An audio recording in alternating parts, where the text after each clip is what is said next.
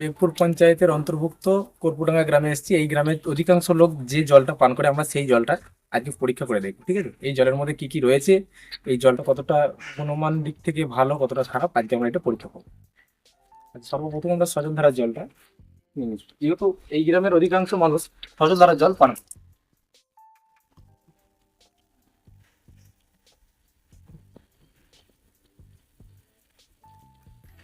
আচ্ছা, আমরা প্রথমে সজল ধারার জলটা নিলাম।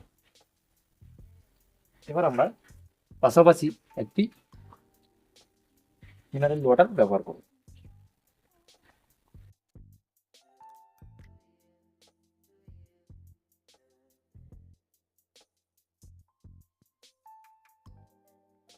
তো আমরা বুঝতে পারবো না যে অ্যাকচুয়ালি জলের মধ্যে কি রয়েছে না রয়েছে, যার কারণে দেখুন দুটো জল কিন্তু একই দেখাচ্ছে।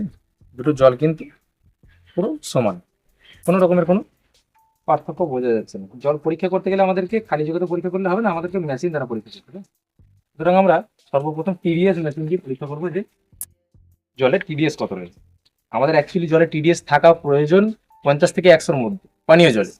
এই জলের টিডিএস কত আছে আমরা টেস্ট করবো। আচ্ছা, এই যে সজলধারার জল আছে, এই জলের টিডিএস রয়েছে 250, 253, ঠিক আছে, আরো বাড়ছে, অর্থাৎ টিডিএস অনেক পরিমাণ বেশি রয়েছে। আচ্ছা, এবার নর্মাল জলটা দেখি। মিনারেল ওয়াটারের টিডিএস রয়েছে 9, ঠিক আছে, 50-এর অনেক নিচে আছে। আচ্ছা, অ্যাকচুয়ালি আমরা নাম্বার দেখে তো কিছু বুঝতে পারবো না। নাম্বার দেখে আমাদের কি হবে, নাম্বারের থেকেও আমরা জলটার মধ্যে কি কি খনিজ পদার্থ রয়েছে, কোন জীবাণু লুকিয়ে রয়েছে, আর্সেনিক কতটা আছে, সেগুলো আমরা সচক্ষে দেখবো সবারই সামনে, ঠিক আছে। আচ্ছা, এবার দেখুন আমরা ইলেকট্রোলাইজার দিয়ে জলটাকে পরীক্ষা করে দেখব।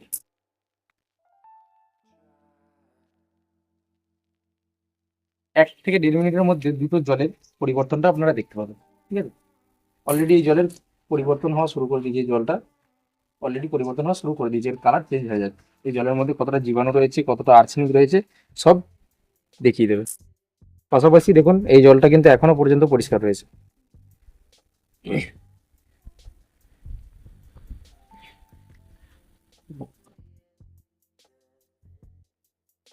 ডাব্লিউ বারবার বলছে যে জল থেকে 80% রোগ ছড়ায়। জল থেকে কি কারণে যে 80% রোগ ছড়াচ্ছে, 80% রোগটা কিন্তু হিউজ পরিমাণে, 80% রোগটা কম নয়। 80% রোগ ছড়াচ্ছে জল থেকে, কি কারণে আজকে আপনারা সচক্ষে দেখেন যে কি কারণে 80% রোগ ছড়াচ্ছে। কি কারণে বারবার এইচওডব্লিউ বলছে যে পানীয় জল অন্তত মিনারেল ওয়াটার ব্যবহার করে। কি কারণে শুদ্ধ জল খাবার কারণে হচ্ছে, দেখুন কি কারণে বলছে।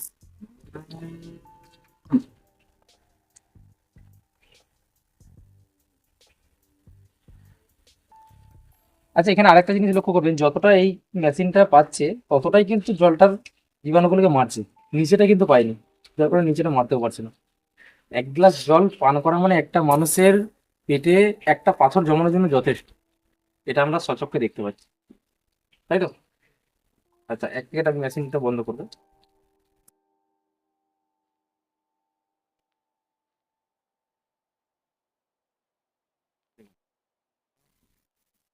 জলের পরিস্থিতিটা কি, কাজ করছে, ঠিক আছে, গিয়ে বলছি এই রাখো। এই এই জলটা কি এখন পান করার কাজ যোগ্য? করছে একটা, গিয়ে বলছি রাখো। আচ্ছা, আমি আপনাদের সামনে এই জলটা পান করে দেখি।